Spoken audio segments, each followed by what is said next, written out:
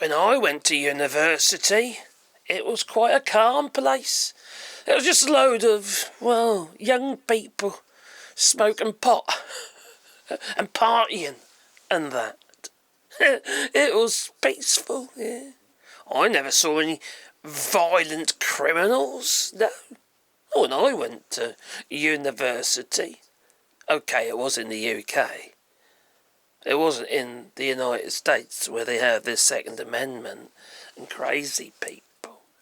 But still, you see, those who are foreign students with their foreign student visas, they're paying 3, 4, 5 times as much as American students. Well, they are the cash cow for these universities. And it's the same in the United Kingdom. And post-Brexit, it made it harder for people to be able to go to these universities. There was a major downturn in the uptake of these universities. So the universities were struggling to get high-paying students who were really funding the university and subsidising British students. And the same thing's happening in the United States. You know, those high-paying students are subsidising the American citizens. Now, Donald Trump has been trying to squeeze, say, for instance, Harvard University, threaten them to remove their funding of around $2 billion. It beggars belief, it really does. But we all know why, don't we? You see, Donald Trump doesn't like the educated. He likes the poorly educated. Because they're malleable, they're easy to control, and they believe everything that he says. Because they're stupid. And stupid is as stupid does. It's just how it goes, okay? Forrest Gump is a very wise man. Life is like a box of chocolates. Something like that. So, Harvard University, a very old institution in the United States. It's got a very good reputation, wouldn't you say? And now it's been attacked by Donald Trump's administration. The US government has threatened to ban Harvard University from enrolling foreign students altogether. So no student visas for them, basically. After the institution said it would not bow to demands for President Donald Trump's administration and was hit with a funding freeze. It's just the kids that suffer. American students suffer.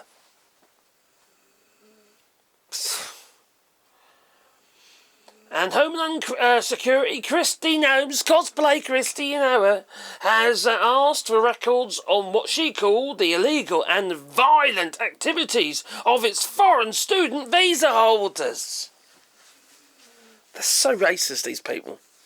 They really are. You've got to be a foreigner, and apparently you're violent, and they're the violent ones. They're the ones with the guns.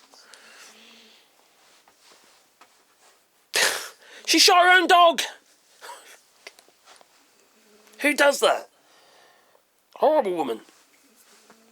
The university will not surrender its independence or relinquish its constitutional rights, the Harvard president Alan Garber wrote in a message on Monday to the Harvard community. The new request from Noem said that the institution would lose the privilege of enrolling foreign students if it did not comply with the demand for records. This is just getting ridiculous. This is almost like an extermination. You know, if you end up in that fucking gulag, you're not going to be coming out. Most people, you know, I reckon they're all going to peg it eventually in there. They're not going to be freed, are they? Once they're in there for life. I bet they got an extremely high suicide rate. Evil bastards. So Harvard said there's no legal basis to remove its tax exemption and that such an unprecedented action would endanger our ability to carry out the educational mission. But Trump launched a renewed attack on the university on Wednesday, saying it could no longer be considered even a decent place of learning. Oh, God's sake. That's rich coming from that man. What happened to all these, was it the Trump universities and stuff? What happened to them? And Trump cheese, and Trump wine, and Trump whiskey, and Trump this, and Trump that, Trump vodka. You know, all the Trump stuff. All failed enterprises. God, he's destroying your country, you know that, don't you? Absolutely destroying it. This goes on, but, you know, it's just... I don't know. She was right. Ursula von der Leyen was right. The West is dead. What do you reckon?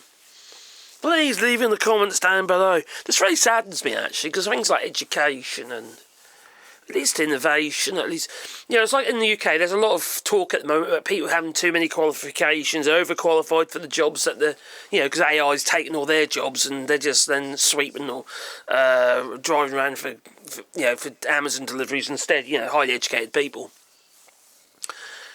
But things change, you see. What happens in the future when you don't have these highly educated people? What happens is what happened with getting rid of the apprenticeship schemes in the United Kingdom. You have a situation where no one's training anybody.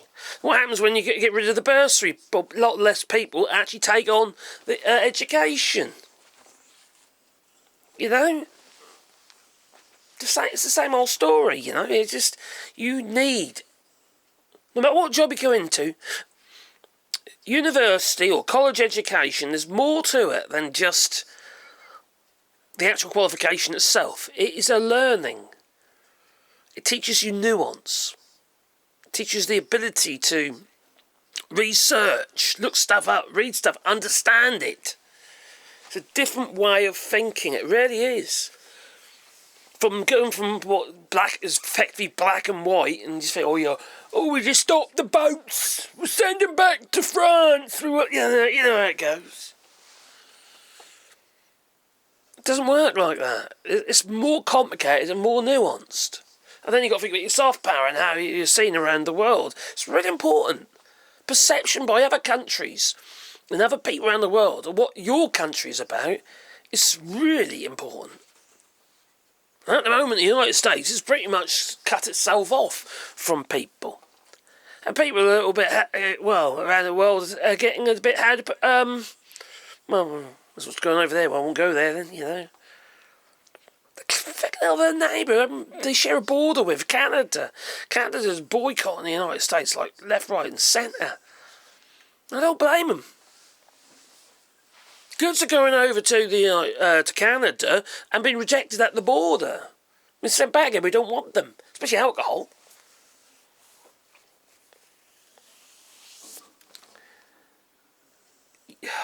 You can't sit back. But the biggest problem I can see here is the fact it's all happening too quickly. So quickly, it's going to be over before you know it. You won't have no democracy. That democracy, your right to vote for something is incredibly important. That's what your freedom, that's what your sovereignty is based on. Your democracy. What have you got if you lose that vote?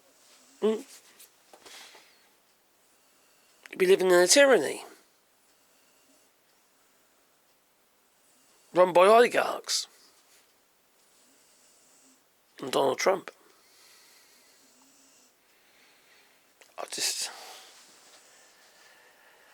Got to do something, you've got to do it quick. You really have, because before we know it, it's going to be way too late. You won't be able to do nothing. You'll be stuck. I don't know what you can do. Don't ask me that one, because I'm not an American. I'm a British citizen living in France, so I don't know. It depends what extremes you're willing to go to. I just say, just don't break the old laws. The ones that made sense. These fresh ones, so they go to hell. Anyway, please beat the old like button and maybe subscribe to the channel.